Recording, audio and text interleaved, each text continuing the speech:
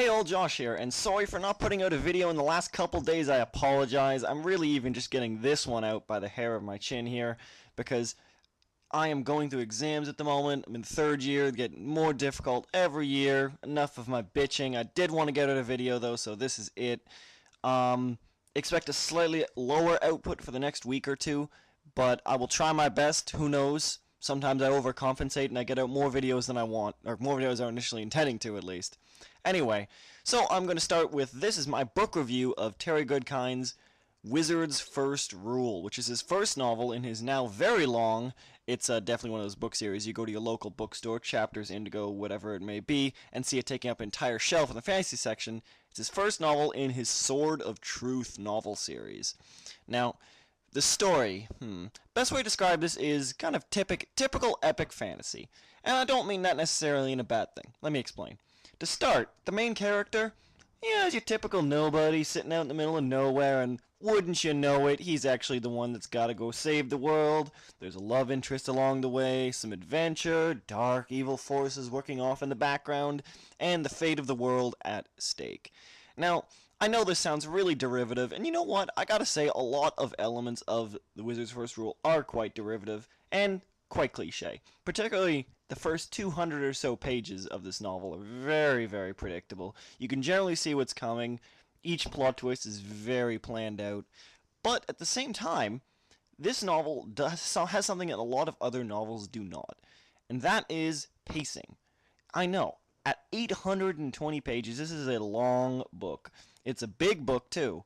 The writing is small, very intricate. At that, though, I do think Terry Goodkind manages to pace the story in such a way that you're always interested and you really feel that the world is expanding with you. Rather than throwing out a million terms at the start of the novel, he plans it out so you are only introduced to the world piecemeal, to the point where, literally, the introduction of this book could be seen to be the first 350 pages. Don't let that put you off, though. It doesn't feel like you're really being led by the hand, because there are some great, exciting moments in this story.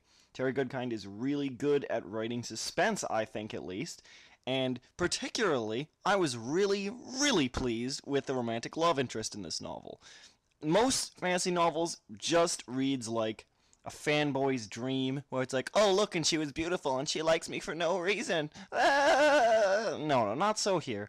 While Colin, who is the main female love interest that I spoke of, does have typical elements to her, she does tend to develop into much greater character than most other love interests are given to, and generally this novel thrives on a great sense of characterization. You spend a lot of time with the main character, your perspective barely switches, and when it does, it switches for a decent enough chunk of time to really add to the story.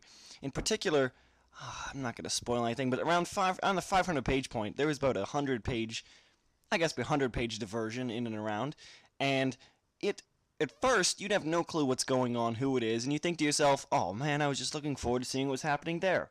But frankly, this section actually really adds a lot to the story, and this is the section with Rachel, and it's not really spoiling anything, but just to identify it for those who have read the book. I really loved that section, and it introduces a lot of great characters. Though there is innumerable characters in this book, just for the sheer size of it, they're all handled very nicely.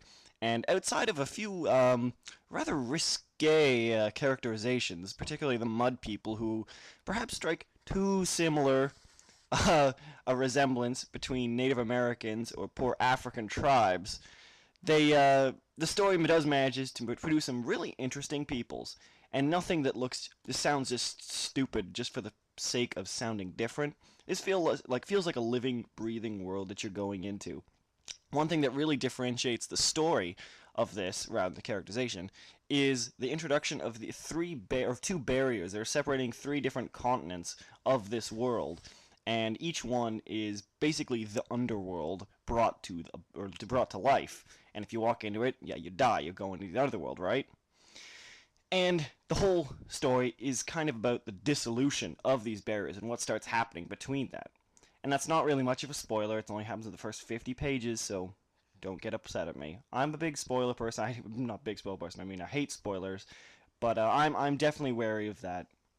I'm not really spoiling too much. I just wanted to get you interested in this novel because, in the end, I do want you to read it. If you like epic fantasy, this is something I think you'll really enjoy.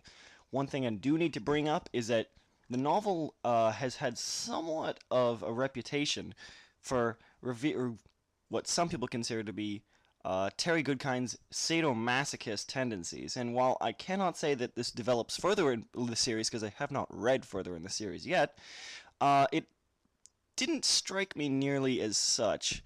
There is a point later in the novel that tends to get a little like that, but I think it served a nice story purpose. At first, when I saw it coming, I had this little bit spoiled for me before I read there.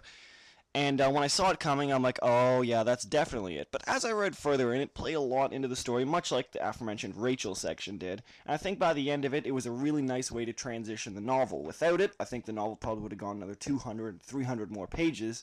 And frankly, brevity is nice. Or at least the kind of brevity that Terry Goodkind can afford. The writing, I think, is something that really makes you like the novel as well. The writing is very clear, very smooth, and though it does have some very good, very in-depth descriptions, it never gets bogged down in them to the point where the plot loses any kind of steam. And the novel transitions really nicely with this writing from really fast-paced, exciting sequences for go on for 100 pages. I know it seems not so fast-paced, but you're going to have to take my word for it until you read it. And from sections that are relative relaxation laid back that allow for more expansive descriptions. It flows naturally within the story is what I'm trying to say.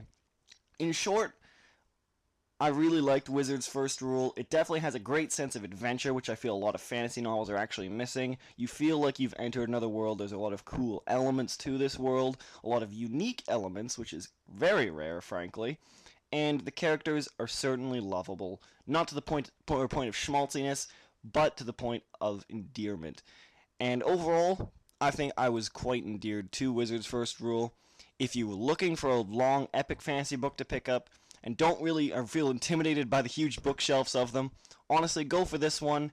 I can't say I've read The Wheel of Time.